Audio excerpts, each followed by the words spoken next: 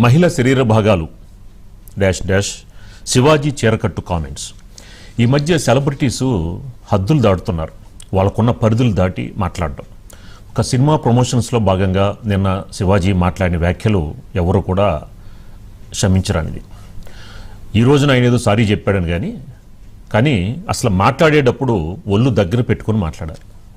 తన ఇంట్లో కూడా లేడీస్ ఉంటారు, మాట్లాడేటప్పుడు ఎంత బాధ్యతగా ఉన్న వ్యక్తులు స్టేజీ పైన మాట్లాడేటప్పుడు ఇంకా మరింత బాధ్యతగా మాట్లాడాల్సిన పరిస్థితి. ఈ నేపథ్యంలో ఈ ప్రమోషన్స్లో భాగంగా సినిమా ప్రమోషన్స్ ఏమో కానీ సినిమాకి ఇది ఏ విధంగా ప్లస్ అవుద్దో తెలియదు, కానీ ఇలాంటి సెలబ్రిటీస్ మాట్లాడే వ్యాఖ్యలు మాత్రం సినిమాలకు మాత్రం చాలా నెగిటివ్ అయ్యే అవకాశాలు కనిపిస్తున్నాయి. ఎంతో బాధ్యతగా ఉండాల్సిన వ్యక్తులు ఈ రోజున హద్దులు దాటి వీళ్ళ విధంగా మాట్లాడడంతో మరి శివాజీ గారు మరి ఆయన సెన్స్ ఉండి మాట్లాడా, సెన్స్ లేకుండా మాట్లాడా అనేది మరి ఆయన విజ్ఞతకే వదిలేద్దాం. ఇలాంటి పరిస్థితుల్లో ఎప్పుడైతే ఆయన మాట్లాడారో వెంటనే కూడా చిన్మయ్య గారు వీళ్ళందరూ కూడా మహిళా సంఘాల నేతలు అందరూ కూడా దీన్ని ఖండించడం జరిగింది. అందరూ కూడా ఖండించాల్సిన విషయం. ఒక బాధ్యత గల వ్యక్తిగా ఉన్న వ్యక్తి ఆ విధంగా మాట్లాడడం అనేది సమంజసం కాదు. దీనికి సంబంధించిన బైట్స్ ఉన్నాయి, ఒకసారి బైట్స్ చూద్దాం. అమ్మాయిలు హీరోయిన్లు ఏమనుకోవద్దు, హీరోయిన్లు అందరూ మీరు అనుకున్నా నాకు పోయేది లేదు, లాగి పీకుతాం మనం, అది వేరే విషయం. కానీ మీ అందం చీరలోనో మీ అందం నిండుగా కప్పుకునే బట్టల్లోనే ఉంటది తప్పితే సామాను కనపడే దాంట్లో ఏముండదమ్మా. అవి వేసుకున్నంత మాత్రాన చాలా మంది చూసినప్పుడు నవ్వుతూ అంటారు కానీ దేత్రముండ ఎలాంటి బట్టలు ఎందుకు వేసుకుని కాస్త మంచి వేసుకోవచ్చుగా, బాగుంటావు కదా అనాలనిపిస్తుంది లోపల. ఇంతవరకు ఉంటే పర్లా, అది ఇక్కడికి రాకూడదు. నేనేవాళ్ళే కానీ చెప్పడానికి మళ్ళీ అందరు రేపు పొద్దున పెద్ద పెద్ద వాళ్ళంతా బయలుదేరతారు, మాకు స్వేచ్ఛ లేదు. స్వేచ్ఛ అనేది అదృష్టం, ఆ స్వేచ్ఛని కోల్పోవద్దు. చీర కట్టుకున్న వాళ్ళకే విశ్వసుందర కిరీటాలు వచ్చినాయి. అమ్మాయిలు హీరోయిన్లు నిజంగా చెప్పాలంటే శివాజీ గారు ఈరోజు వస్తున్నారంటే నాకు భయం వేసింది. అందుకని ఈరోజు ఫుల్గా బట్టలు వేసుకున్నా, ఎందుకంటే ఆయన తిడతారు.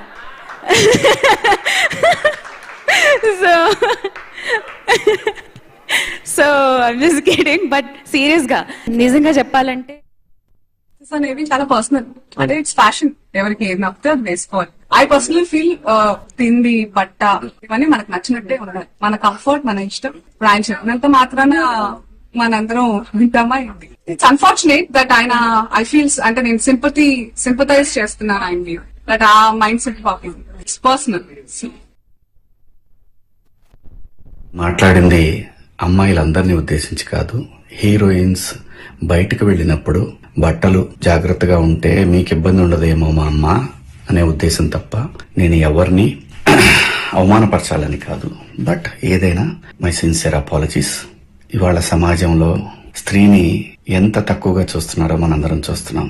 అటువంటి అవకాశం మనం ఇవ్వద్దు అని చెప్పే ఇంటెన్షన్ లో ఒక ఊరు భాష మాట్లాడాను, అది చాలా తప్పు. I know, my sincere apologies.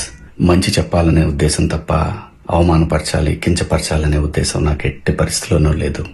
మహిళలు ఎవరైనా దీన్ని తప్పుగా అనుకుని ఉంటే మీ అందరికీ నా సిన్సియర్ అపాలజీస్ అమ్మా.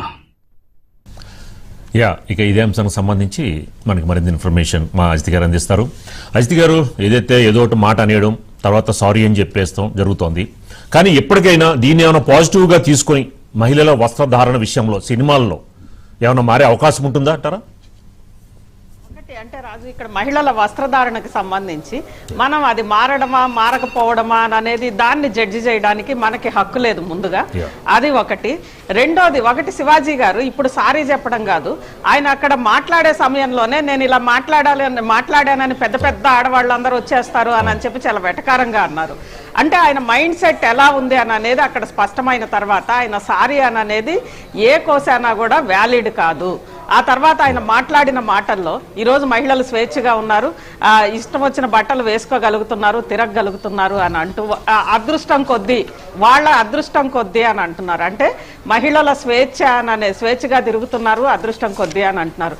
ఇక్కడ మహిళల స్వేచ్ఛ అనేది శివాజీ గారు ఇవ్వలేదు, లేదంటే ఇంకొకళ్ళు ఇవ్వలేదు. ఈ దేశంలో అందరు పౌరులకి ఏ రకమైన స్వేచ్ఛ వచ్చిందో ఆ పౌరులలో మహిళలు కూడా భాగం కాబట్టి వారికి కూడా అదే స్వేచ్ఛని రాజ్యాంగం ప్రసాదించింది. ఆర్టికల్ 14 ప్రకారం రాజ్యాంగం ప్రాథమిక హక్కుల ప్రకారం రైట్ టు ఫ్రీడమ్ అనేది రాజ్యాంగం ప్రసాదించింది. అది శివాజీ గారి సింపతి మీదో లేదా ఇంకొకళ్ళ ఇంకెవరో వచ్చి మహిళలను మీరు కొంచెం స్వేచ్ఛగా ఉండండి అని చెప్పి ఎవరి దయాదాక్షిణ్యాల మీద కూడా మహిళలకి స్వేచ్ఛ రాలేదు.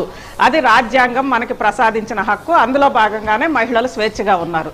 దాంతోపాటు ముఖ్యంగా ఆయన మాట్లాడిన మాటలు హీరోయిన్లకు సంబంధించి కానీ లేదా ఎవరికైనా సంబంధించి, అలాగంటే హీరోల బట్టలు ఏమన్నా సంస్కారంగా ఉన్నాయా? ఒక్కొక్కసారి హీరోల బట్టలు కూడా వాళ్ళు షర్ట్లు లేకుండా నటిస్తారు, రకరకాలుగా నటిస్తారు. మరి వాళ్ళకి సంబంధించి హీరోలను కూడా శివాజీ గారు మనసులో ఏమనుకున్నారు? అందరూ కూడా హీరోలను కూడా అదే అనుకుంటారు. మరి అలాంటప్పుడు హీరోలకు లేని ఇది అసలు ఇవన్నీ కూడా అసలు చర్చనీయాంశం కాదు. బహిరంగంగా ముఖ్యంగా ఒకటి అభిప్రాయాలు ఏమన్నా కానియొచ్చు, కానీ శివాజీ గారు మాట్లాడింది చట్ట ప్రకారం తీవ్రమైన నేరం. సెక్షన్ 509 ప్రకారం, భారత న్యాయ స్మృతి సెక్షన్ 509 ప్రకారం మహిళలను అలా బహిరంగంగా కించపరచడము, అబ్యూజింగ్ గా మాట్లాడడము, వాళ్ళ వస్త్రధారణ గురించి హేళనగా మాట్లాడడం అనేది 3 సంవత్సరాలకు తక్కువ కాకుండా జైలు శిక్ష పడుతుంది రాజుగారు. ఇది దాంతో పాటు దాదాపు అంటే ఇటు ఫైన్ కూడా కట్టాల్సి ఉంటుంది. ఇది చట్ట ప్రకారం శివాజీ చేసింది నేరం. 2 అంశాలు. ఒకటి, రాజ్యాంగం ప్రసాదించిన మహిళల హక్కులను కించపరుస్తూ మాట్లాడుతూ రాజ్యాంగాన్ని ఉల్లంఘించారు శివాజీ గారు.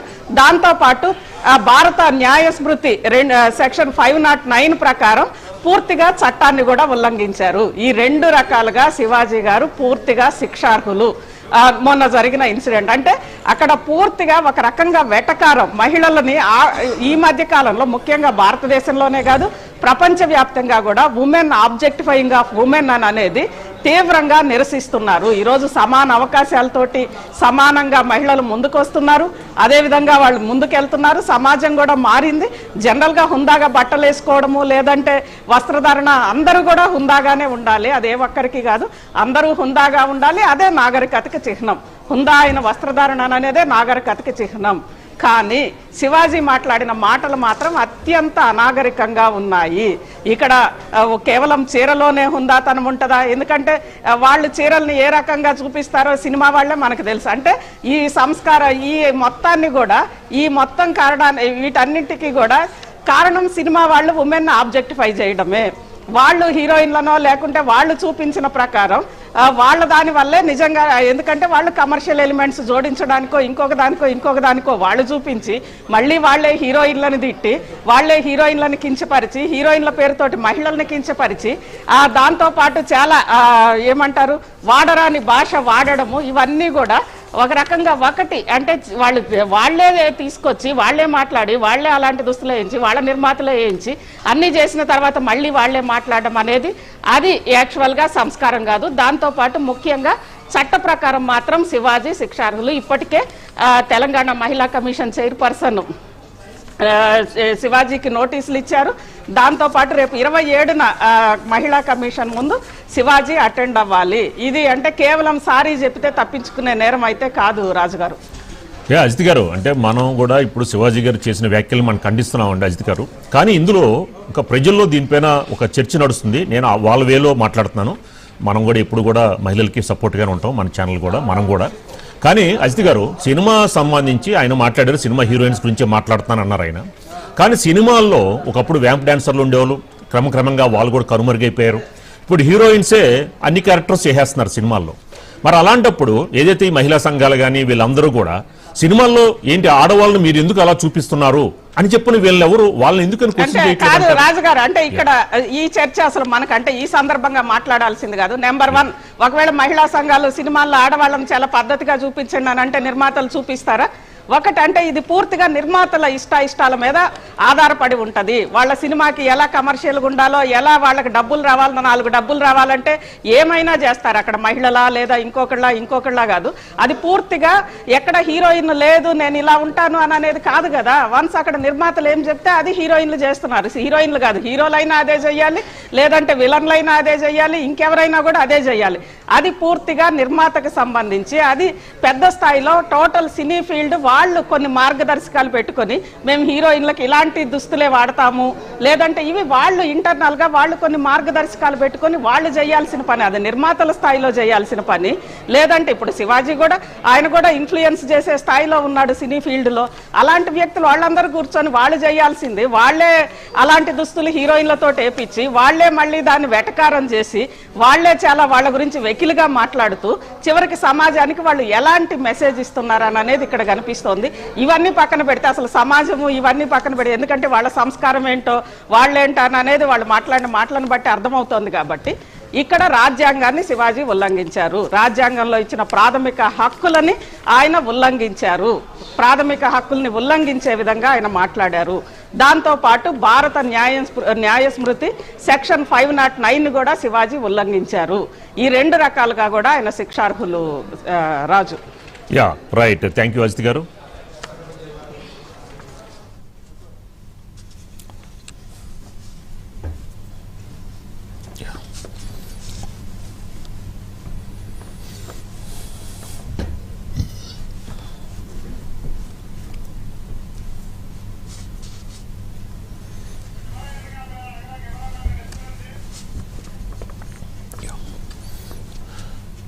సో నెక్స్ట్ టాపిక్ చూసుకుంటే ఫోన్ ట్యాపింగ్ క్లైమాక్స్కి చేరిందా, ప్రభాకర్ రావు వెనుక ఎవరో తెలిసిందా?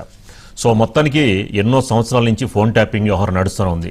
ఫోన్ ట్యాపింగ్ వ్యవహారం ఏదైతే బండి సంజయ్ గారు అన్నట్టు ఆ రోజున ఏదైతే సీరియల్ స్టార్ట్ అయిందో ఆ సీరియల్స్ అన్నీ కూడా కంప్లీట్ అయిపోయినాయి, కానీ ఈ అన్ని ఎపిసోడ్స్ కూడా కంప్లీట్ అయినాయి. కానీ ఈ యొక్క ఫోన్ ట్యాపింగ్ వ్యవహారం మాత్రం ఇంకా రన్నింగ్ అవుతూనే ఉంది.